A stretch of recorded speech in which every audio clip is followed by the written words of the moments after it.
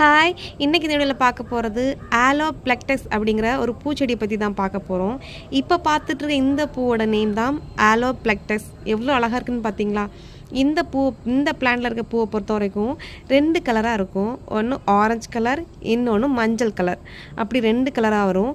இந்த பூ பார்க்குறதுக்கு ஒரு கப் ஷேப்ல இருக்கும். ஆரஞ்சு கலர்ல இருக்க பூ வந்து ஒரு கப் ஷேப்ல இருக்கும். அதுக்கு உள்ளிருந்து தான் மஞ்சள் கலர் ஒரு சின்னதா ஒரு குட்டியா ஒரு மஞ்சள் நிற பூ வரும். ஆனா, இந்த மஞ்சள் நிற பூ ஒரு 2 டேஸ்லயே வாடி போயிரும். ஆனா, இந்த ஆரஞ்சு கலர்ல கப் ஷேப்ல இருக்கு இல்லையா? அந்த பூ வந்து வாடவே வாடாது. ஒரு 3 வீக்ஸ் வரைக்கும், ஒரு 1 மந்த் பக்கத்துல சொல்லலாம். அந்த பூ வாடாமல செடியில அப்படியே இருக்கும். வாடவே வாடாது.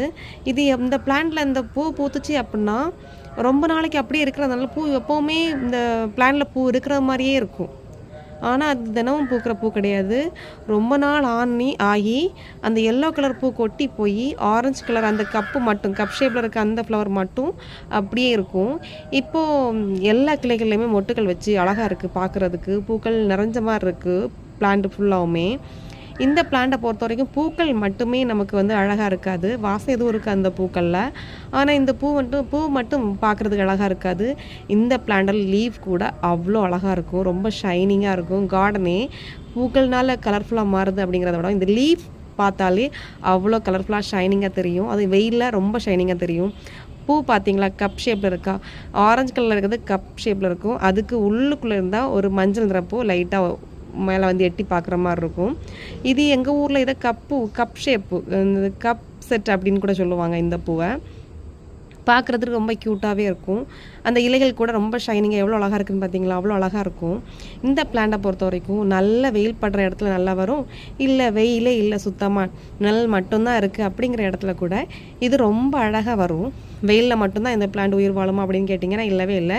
நிழலில் கூட வச்சு வளர்த்துக்கலாம். ஆனால் அதுக்காக நம்ம வந்து வெளியே தான் வச்சு வளர்க்கணுமே தவிர வீட்டுக்குள்ளெல்லாம் இது வந்து ரொம்ப அவ்வளோ அழகாக க்ரோ ஆகாது. அப்புறமா இந்த பிளான்ட்லேருந்து நம்ம வந்து கட்டிங்ஸ் மூலமாக வளர்க்கலாம். இன்னொன்று இதோட வேர் பக்கத்துலேருந்தே இந்த உள்ளுக்குள்ளேருந்தே வரும். அந்த வேர் பக்கத்துலேருந்தே நிறைய கிளைகள் அடுத்தடுத்து வந்துகிட்டே இருக்கும். அது அப்படியே பிடுங்கி எடுத்து தனியாக வச்சுட்டா கூட வந்துடும். இல்லை கட் பண்ணி வச்சுட்டாலும் கூட வரும். இன்னொன்று என்னென்னா இது வந்து ஒரு கிழங்கு தான். இந்த பிளான்ட்டுக்கு வேர் பக்கத்தில் ஒரு கிழங்கு வரும். அந்த கிழங்கை கூட நம்ம எடுத்து வச்சுட்டா கூட வந்துடும். ஆனால் இந்த மாதிரி தான் அதோட பக்க கிளைகள்ல இருந்தால் பக்க கிளைகள்னு சொன்ன போனால் அதோட வேர் பக்கத்துலேருந்து வரும். உள்ளுக்குள்ளேருந்து வரும். அதை அப்படியே பிடுங்கி எடுத்துகிட்டு அதில் குட்டி குட்டி கொஞ்சம் கொஞ்சம் வேர் இருக்கும்.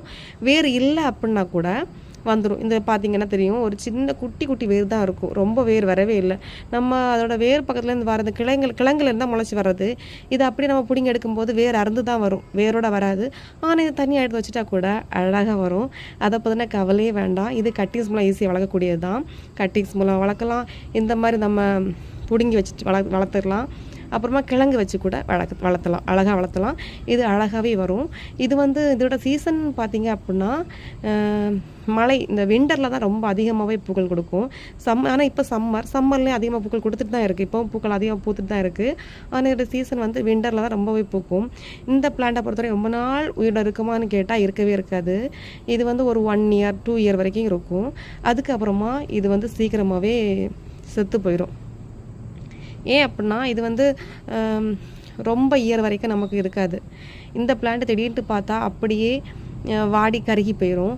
ஆனால் இது வந்து நம்ம தரையிலெல்லாம் தோண்டி வச்சு தரையில் இந்த பிளான்ட் நீங்கள் வச்சுருக்கீங்க அப்படின்னா இதோடைய பட்டு போயிடுச்சு. நீங்கள் வேறு பிளான்ட் எடுத்து வைக்கல, இந்த ஒரே ஒரு பிளான்ட் தான் இருக்குது, பட்டு போயிடுச்சு அப்படின்னாலும் கூட அடுத்த நீங்கள் மழை பெஞ்சிடுச்சு இல்லை அந்த இடத்துல தண்ணி ஏதாவது விட்டுறீங்க அப்படின்னா ரொம்ப நாளைக்கு அப்புறமா கூட உள்ளுக்குள்ளே இருக்க அந்த கிழங்குலேருந்து அடுத்தடுத்த கிளைகள் முளைச்சி வந்துடும். அதனால இந்த பிளான்ட்டு அந்த இடத்துல இருக்கிற இடம் தெரியாமலே போயிடுச்சுனாலும் கூட அடுத்த சம்மர் டைமில் அப்படியே காணாமலே போயிடும்.